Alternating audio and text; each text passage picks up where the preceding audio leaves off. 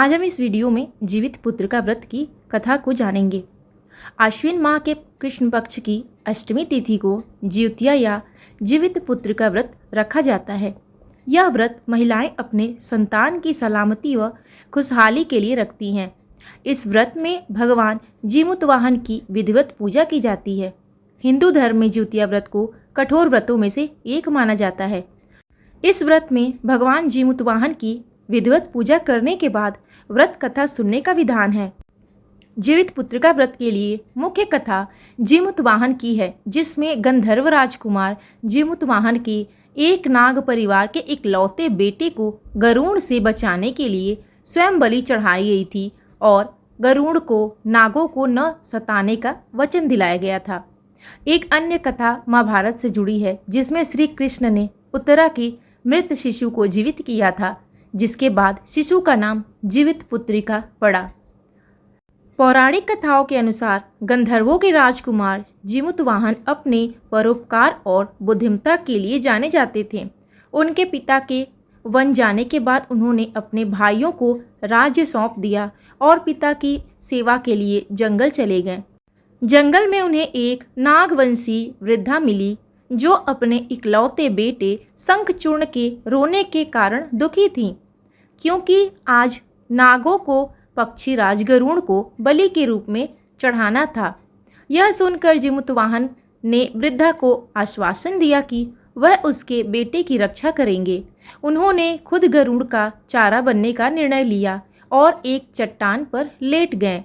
गरुड़ आए और उन्हें उठाकर ले गए। जब गरुड़ ने उनसे पूछा कि वह कोई प्रतिक्रिया क्यों नहीं दे रही है, तो जीमूतवाहन ने उन्हें सारी बात बताई।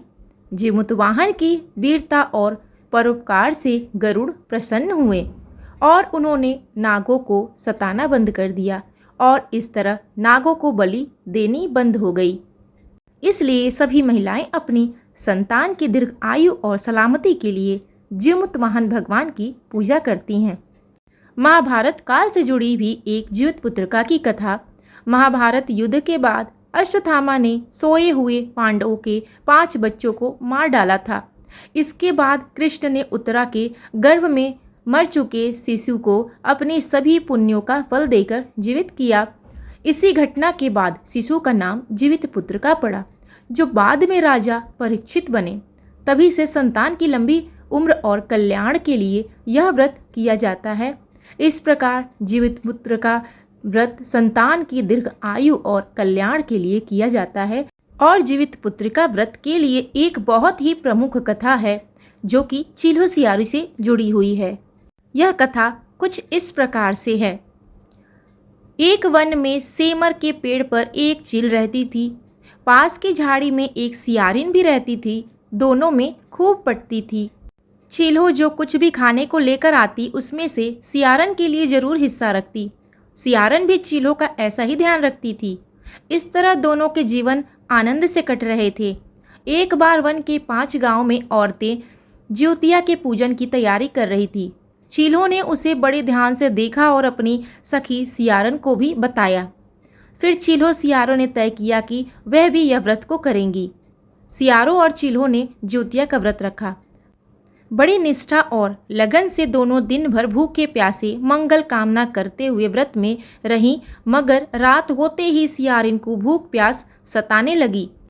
जब बर्दाश्त न हुआ तो जंगल में जाके उसने मांस और हड्डी पेट भर के खाया। चील्हो ने हड्डी चबाने के कड़कड़ की आवाज़ सुनी तो पूछा कि यह कैसी आवाज़ है। सियारिन ने कह दिया, बहन, भूख के मारे पेट गुड़गुड़ा रहा है, यह उसी की आवाज़ है। मगर चील्हो को पता चल गया। उसने सियारिन को खूब लताड़ा कि जब व्रत नहीं हो सकता तो संकल्प क्यों लिया था। सियारिन लजा गई और वह व्रत भंग हो चुका था। चील्हो रात भर भूखे प्यासे रहकर व्रत पूरा की। अगले जन्म में दोनों मनुष्य के रूप में राजकुमारी बनकर सगी बहनें हुईं। सियारिन बड़ी बहन हुई और उसकी शादी एक राजकुमार से हुई। चील्हो छोटी बहन हुई, उसकी शादी उसी राज के मंत्री पुत्र से हुई। बाद में दोनों राजा और मंत्री बने। सियारिन रानी के जो भी बच्चे होते वह मर जाते, जबकि चील्हो के बच्चे स्वस्थ और हट्टे कट्टे रहते। इससे उसे जलन होती।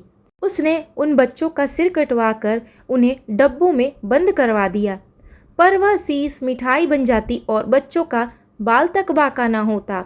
बार बार उसने अपनी बहन के बच्चों और उसके पति को मारने का प्रयास भी किया, पर वह सफल न हुई।